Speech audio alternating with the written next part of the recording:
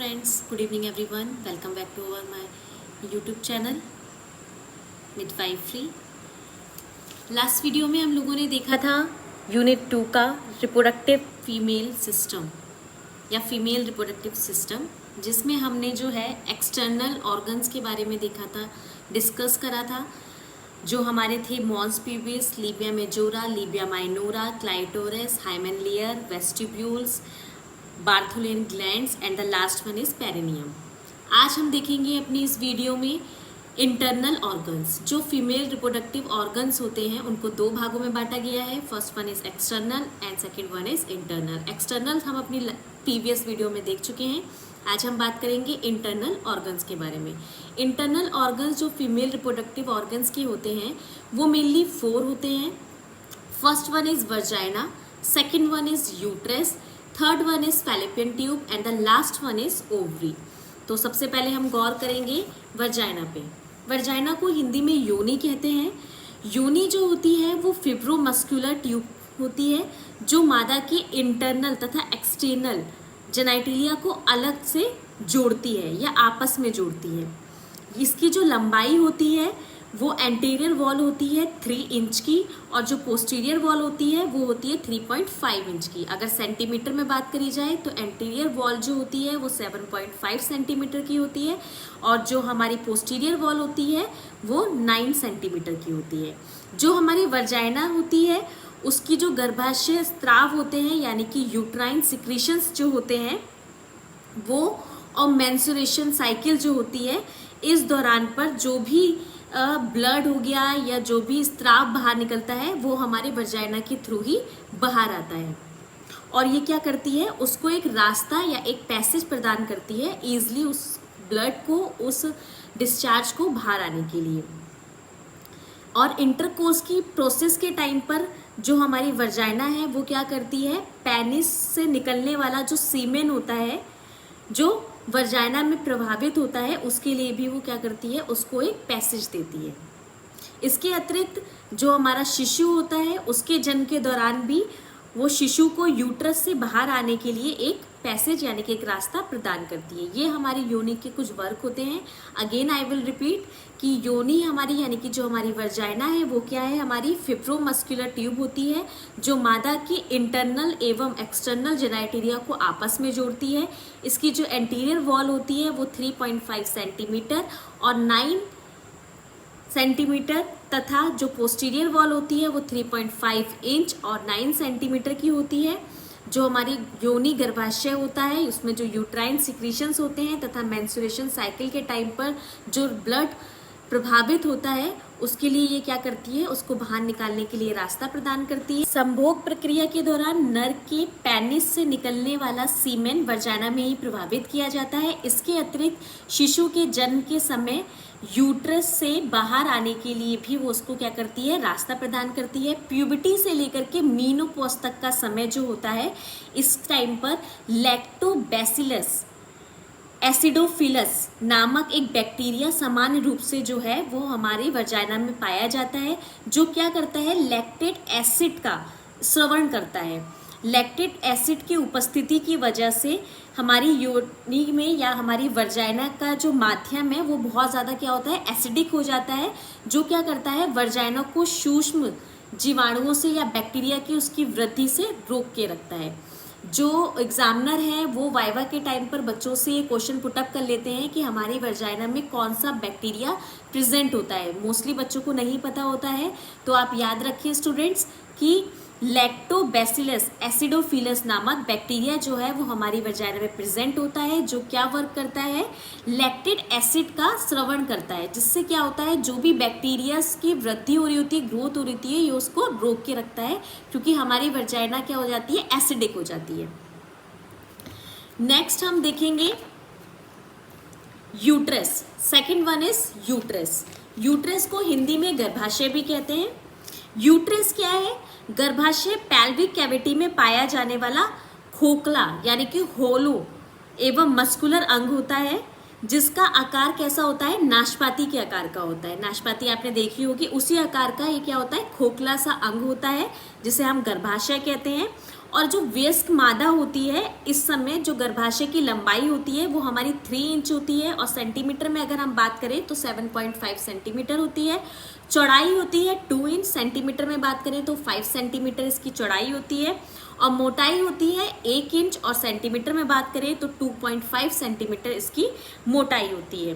सामान्य अवस्था में जो इसका वजन होता है वो 50 से 60 ग्राम होता है, लेकिन प्रेगनेंसी के टाइम पर जब हमारा फुल टर्म हो जाता है तो इस दौरान जो है इसका वेट बढ़कर कितना हो जाता है, 900 से 1000 ग्राम हो जाता है। याद रखने वाला पॉइंट है, एग्जामिनर वाइवा के टाइम पर स्टूडेंट से क्वेश्चन पुटअप करता है कि नॉर्मल यूट्रस का वेट कितना होता है और फुल टर्म प्रेगनेंसी में यूट्रस का वेट कितना हो जाता है। तो स्टूडेंट्स, नॉर्मल टाइम पर आपका वेट जो होगा यूट्रस का वो 50 से 60 ग्राम होगा, लेकिन जब फुल टर्म प्रेगनेंसी हो जाएगी तो उस समय क्या होगा, यूट्रस का वेट बढ़ जाएगा और वो कितना हो जाएगा, 900 से 1000 ग्राम हो जाएगा। गर्भाशय जो है वो यूरिनरी ब्लैडर के पीछे और जो हमारा रेक्टम है उसके आगे स्थित होता है। गर्भाशय के कुछ पार्ट्स हैं, गर्भाशय को 3 पार्ट्स में डिवाइड करा गया है। First one is fundus, second one is body and the last one is cervix. Again I will repeat it कि जो हमारा यूट्रस यानी कि गर्भाशय है उसको 3 भागों में विभाजित किया गया है। First one is fundus, second one is body and the last one is cervix. Fundus क्या है? फंडस यूट्रस का सबसे चौड़ा और जो डोम शेप होता है ना उस तरीके का दिखाई देने वाला हिस्सा होता है जिसको हम फंडस कहते हैं, और ये क्या करता है, नीचे दोनों तरफ से यूट्राइन बॉडी के आकार में आकर के खुलता है।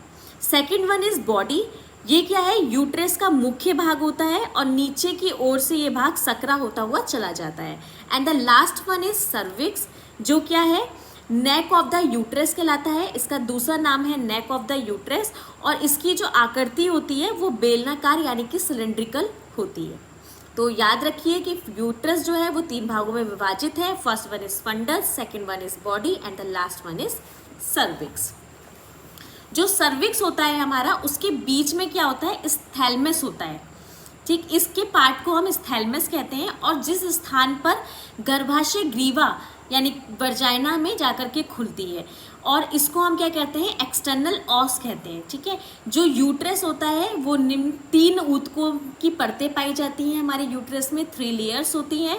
First one is perimetrium, second one is myometrium and the last one is endometrium. नाम से क्लियर है, पेरी मतलब फर्स्ट, मायो मतलब मिडिल एंड द एंडो मतलब last one.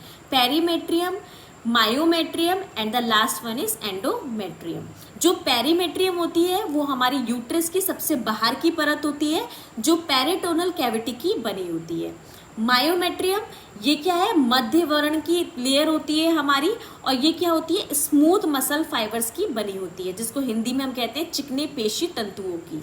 And the last one is endometrium. Endometrium क्या है, ये सबसे आंतरिक परत होती है, और इसमें क्या होता है, ब्लड वेसल्स और जो म्यूकस सिक्रीशंस ग्लैंड होती हैं वो प्रचुर मात्रा में पाई जाती हैं। और इसको भी 2 भागों में विभाजित किया गया है। एक हमारी होती है functional layer and the second one is basal layer. अगर आपसे कोई पूछता है कि यूट्रस में ऐसी कौन सी लेयर है जिसको सब विभाजित किया गया है, तो वो हमारी लास्ट वन है, एंडोमेट्रियम, जिसको 2 भागों में विभाजित किया गया है। First one is functional layer and second one is basal layer. I hope कि आपको यूट्रस क्लियर हो गया होगा। थर्ड वन हम चलते हैं फैलोपियन ट्यूब की तरफ। फैलोपियन ट्यूब हमारी क्या होती है, फैलोपियन नलिकाएं हिंदी में बोलते हैं। ये क्या होती है, हमारी यूट्रस ट्यूब भी कहलाती हैं। इनकी संख्या कितनी होती है, ये संख्या में 2 होती हैं। ये यूट्रस के पार्श्व तरफ से निकलती हैं तथा इनकी लंबाई लगभग कितनी होती है, 4 इंच होती है, या फिर इनको हम 10 सेंटीमीटर भी बोल सकते हैं। फैलोपियन ट्यूब की 2 ओपनिंग पाई जाती है, एक हमारी होती है यूट्राइन ओपनिंग और सेकेंड वन इज हमारी पेल्विस ओपनिंग। फैलोपियन ट्यूब कैसी होती है हमारी, इसको हम यूट्राइन ट्यूब भी कहते हैं, और ये 2 तरीके की होती है। फर्स्ट वन इज हमारी होती है यूट्राइन ओपनिंग और second one is pelvis opening.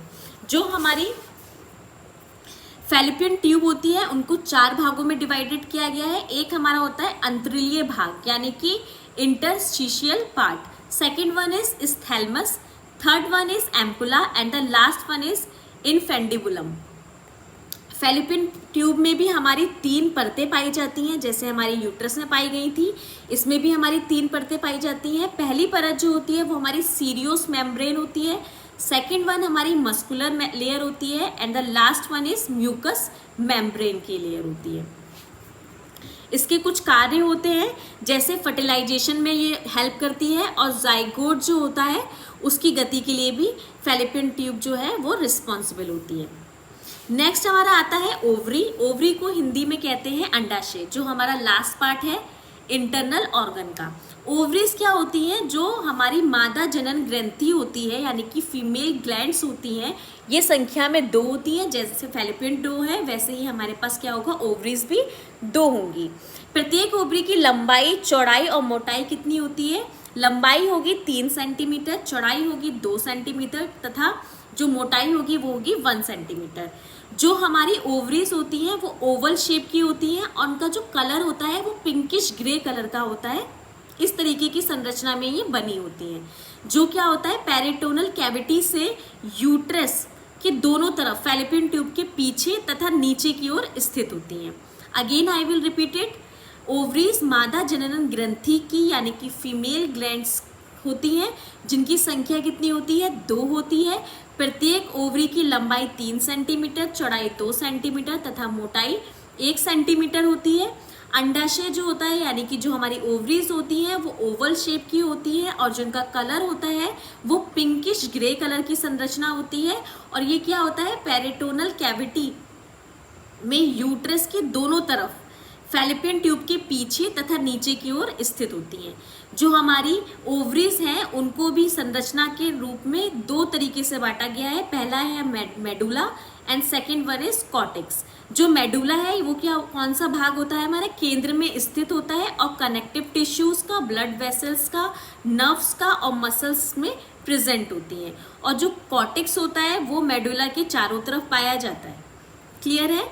2 तरीके की हमारी ओवरीज की संरचना को बांटा गया है। First one is medulla and second one is cortex. Medulla क्या है हमारा, ये मिड केंद्र में, यानी कि मिडिल में स्थित होता है, और ये कैसा बना होता है, कनेक्टिव टिश्यूज इसमें प्रेजेंट होते हैं, ब्लड वेसल्स प्रेजेंट होते हैं, नर्व्स प्रेजेंट होती हैं और मसल्स प्रेजेंट होती हैं।